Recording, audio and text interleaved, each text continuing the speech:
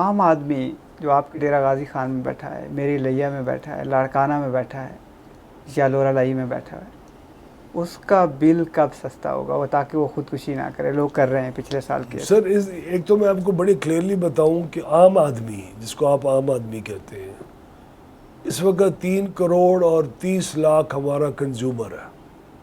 میں آپ کو پورے فیکٹس کے ساتھ بتا رہا ہوں. اس میں سے 2 کروڑ 10 لاکھ کنزیومر کو 65% ڈسکاؤنٹ کے اوپر بجلی مل رہی ہے.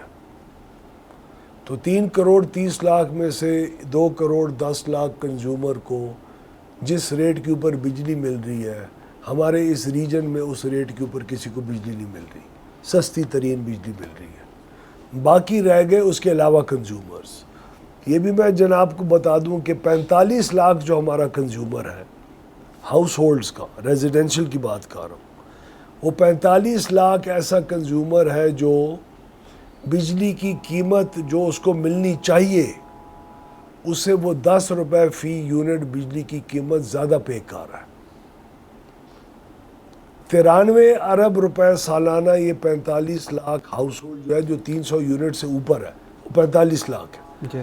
وہ 93 ارب روپے سالانہ زیادہ پیسے دیتا ہے جس سے اس کو دینا چاہیے، اور وہ دے رہا ہے ان غریب 2 کروڑ 10 لاکھ کنزیومر کو کہ بجلی سستی کرنے کے لیے.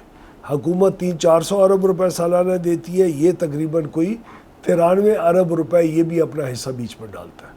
ہم سمجھتے ہیں کہ وہ 2 کروڑ 10 لاکھ جو کنزیومر ہے جس کو بہت سستی بجلی مل رہی ہے، اس میں سے بہت سارے ایسے ہیں یا کچھ حصہ ایسا ہے جو اس غربت کی لکیر میں نہیں ہے، وہ عام آدمی نہیں ہے، اور وہ پھر بھی ڈسکاؤنٹ لے رہا ہے، 2 میٹر لگا کے، 3 میٹر لگا کے، اپنا سولر سسٹم لگا کے، اور 200 یونٹ سے نیچے آ کے. یہ جو 300 یونٹ سے اوپر والے کے اوپر 93 ارب روپے اور 10 روپے پر یونٹ کا بجلی کا بل کا اضافی بوجھ ہے، یہ ختم ہونا چاہیے، اور یہ ختم ہوگا انشاءاللہ ہماری اس حکومت میں. پچھلے 2-2.5 سال میں ہم نے بجلی کی قیمت کو انڈسٹری کے لیے 35% اور ہاؤس ہولڈ کے لیے 10 سے 16% کے درمیان بجلی کی قیمت کو کم کیا ہے. یہ ریکارڈ کی بات ہے، کم کیا. یہ بلوں کی بات ہے. یہ میں آپ کو آج اس انٹرویو کے بعد میں بل ایک ہی کنزیومر کے ایک ہی نمبر آف یونٹس کے بلوں کوئی کمپیریزن 2 بلوں کی بھیجوں گا. ہم صرف انڈسٹری کی بات کریں. نہیں، میں ریزیڈینشل کنزیومرز کی بھی بات کر رہا ہوں، جن کے 200 میں سے کم ایگریکلچر کنزیومرز کی بھی بات کر رہا ہوں. ہر سلیب کے اندر کمی ہوئی ہے پچھلے 2.5 سال کے اندر بل کی. میرا اپنا بل ہے وہ زیادہ ہے. نہیں سر، وہ آپ نے یونٹ زیادہ استعمال کیے ہوئے گے. Same unit. میں آپ کو unit to unit comparison bills کو آپ کو بھیجوں گا. میں آن ریکارڈ بات کر رہا ہوں، اور آپ پلیز اپنے اس انٹرویو کا اگر وہ گرافکلی حصہ بنا سکے اور 2 جی بلز کو کمپیئر کریں. ہم آپ کو جون 2024 اور اس وقت جی جولائی 2026 کے بل کے کمپیریزن دکھائیں گے، جس کے اندر باقاعدہ اس کے اندر بجلی کے بلوں کے اندر کمی آئی ہے پر یونٹ ریٹس کے اندر. وہ بھی ہم جناب کے ساتھ شیئر کریں گے. ہم سمجھتے ہیں کہ اگلے 2-2.5 سال کے اندر انڈسٹری کے ریٹ اور مزید کم ہونے چاہیے. انڈسٹری کا ریٹ اس وقت تقریباً 18.5 سینٹ سے ہم شروع ہوئے تھے، 11.5 سینٹ پہ لے آئے ہیں. میں سمجھتا ہوں کہ 9 سینٹ پہ آنے چاہیے ان کو ریجنل کمپیٹیٹیونیس کے لیے. اگر انڈسٹری کا ریٹ کم ہوگا اور انڈسٹری کی مانگ زیادہ بڑھے گی، جو بہت ہیلدی ڈیمانڈ ہے، تو آپ کی باقی کنزیومرز کے بھی ریٹ کیپیسٹی پیمنٹ شیئر ہونے کی وجہ سے کم ہوں گے. میں بالکل نہیں سمجھتا کہ ریٹ انکریز ہونے کی کوئی پاسبلٹی ہے. ہاں، جنگ ہو گئی، LNG کا ریٹ اوپر چڑھ گیا، 1-2 مہینے کی اس کی فلکچویشن اور ویریشن ہو جائے، ان معاملات کا میں نہیں کہہ سکتا. لیکن اوورال بجلی کے ریٹ کے اندر جو ٹرینڈ ہے وہ آئندہ کئی سالوں کے اندر اب انشاءاللہ جی کمی. ابھی میں دیکھ رہا تھا جو بل آ رہے ہیں پچھلے 2-3 مہینے سے، اس میں ٹیکس کی ڈیٹیل نہیں ہے، کچھ بھی نہیں ہے. یہ کوئی نیو پالیسی ہے؟ ڈیٹیل ہے، بالکل ڈیٹیل. صرف ایک نہیں، میں نے بل کو سمپلیفائی کیا. آپ بل کو دیکھ کے آپ کو بخار چڑھ جاتا تھا، 500 نمبر ہوتا تھا اس کے اندر، بل کو پڑھنا مشکل ہوتا تھا. اب ہم نے ٹیکس کا ایک ہی جو ٹوٹل نمبر آف ٹیکسز ہیں اس کا ایک ہی لائن کے اندر، نہیں اس کا اماؤنٹ دیا روپیز میں، ریشو دیا، اور اس کا ریشو دیا کہ آپ کا بل کتنے % جو ہے وہ ٹیکسز کی بعد میں ٹیکس مجھے نہیں آتا، پاور سیکٹر کو نہیں آتا ٹیکس، کیونکہ ٹیکسیشن کا نظام ہمارا کمزور ہے اور ڈائریکٹ ٹیکسز نہیں لے سکتے تو سب کے اوپر، اور جو لوگ ٹیکس دینا چاہیے ان سے وصول کرنے کا بجلی کے بلوں کے ذریعے ہم نے ذریعہ بنایا ہے، تو اس کا پرسنٹیج ہم نے لکھ لیا۔ اس بل کے اندر کیو آر کوڈ ہے، آپ اس کیو آر کوڈ کے اوپر جائیں ہر فون کے اوپر، جی بالکل ہے، اور آپ کو اس ٹیکس کی پوری جو بریک ڈاؤن ہوگا ایک ایک آئٹم کا وہ آپ کے پاس آ جائے گا۔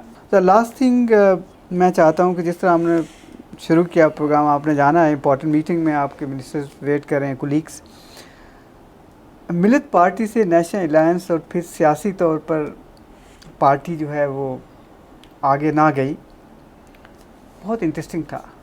آپ کے والد صاحب ایک سٹینڈ لینے والے، اپنی پوزیشن کو، میں نے ان کی ساری ویڈیوز اور تمام میں ریسرچ کیا جب میں آپ کے پاس آ رہا تھا، تو میں نے دیکھا وہ پاکستان کے صدر بن گئے۔ اس کے بعد ان کا ایک قربت کا رشتہ بے نظیر بھٹو اور بھٹو خاندان کے ساتھ، اور اپنی پرنسپل پوزیشن کو دیکھتے ہوئے انہوں نے اسمبلی ڈیزالو کر دی۔ بڑا مشکل ہوتا ہے کسی بھی صدر کے لیے، قربت کو دیکھتے ہوئے، وفاداری کو دیکھتے ہوئے۔ آپ اس وقت بالکل ظاہر نوجوان تھے، کبھی صدر صاحب نے فیل کیا ہو، والد صاحب نے، اور آپ لوگوں سے شیئر کیا ہو کہ اتنا بڑا فیصلہ انہوں نے کیوں لیا تھا؟ ان کا زندگی کا شاید سب سے مشکل فیصلہ تھا، اور انہوں نے اپنے اصولوں کے اوپر وہ فیصلہ کیا، اور کانسٹیٹیوشنل وہ ان کا رول تھا، اور کانسٹیٹیوشن کے مطابق جب وہ اپنا رول کا کچھ حصہ نہیں ادا کر سکتے تھے، ان کی کوئی اس وقت کچھ جوڈیشری کے معاملات وغیرہ تھے، تو انہوں نے یہ بہتر سمجھا کہ میں اس پوزیشن پہ رہوں ہی نہ۔ اور جب انہوں نے پیپلز پارٹی کو خیر آباد کہا تو وہ بہت ایک بڑا اور مشکل فیصلہ تھا۔ آپ کی ساری زندگی، آپ کی کوئی سوشل لائف نہ ہو، آپ نے پارٹی کے لیے پوری زندگی گزاری ہو، قربانیاں دی ہوں، جیلز دی ہوں، پارٹی نے بھی ان کو ریکگنائز کیا، اس میں کوئی شک نہیں ہے، لیکن ان کے لیے اس وقت کانسٹیٹیوشن آف پاکستان ان کے لیے ساری زندگی اپنی ہمیشہ ایک زیادہ اہمیت رکھتا تھا، تو انہوں نے اس کے مطابق فیصلہ کیا، اور پھر دوبارہ پولیٹیکل سٹرگل کے اندر گئے، اور 1998 کے اندر اپنی ہی جماعت ملت پارٹی بنائی، جس کا میں ایک جی پراؤڈ رکن تھا۔ اس جماعت نے پھر نیشنل الائنس بنایا، نیشنل الائنس پہ 2002 کی اسمبلی میں ان جی پاور آئی۔ پھر والد صاحب نے یہی سمجھا کہ بجائے ایک چھوٹی پارٹی کے رول کے ایک بڑی پارٹی کے اندر ضم ہو کے وہی کردار ادا کیا جائے۔ انہوں نے اپنی پارٹی کو پی ایم ایل کیو کے اندر ضم کیا، اور اسی کے ذریعے آخری اپنا الیکشن لڑے، اور اس کے بعد وہ علیل ہو گئے اور ان کی وفات آئی۔ ان کی وفات کے بعد میں نے بھی پی ایم ایل کیو کے اندر حصہ لیا اور اپنا الیکشن لڑا، اور والد صاحب کی فوتگی کے بعد بنا، اور اس کے بعد ہم نے اپنی as a family politically decide کیا۔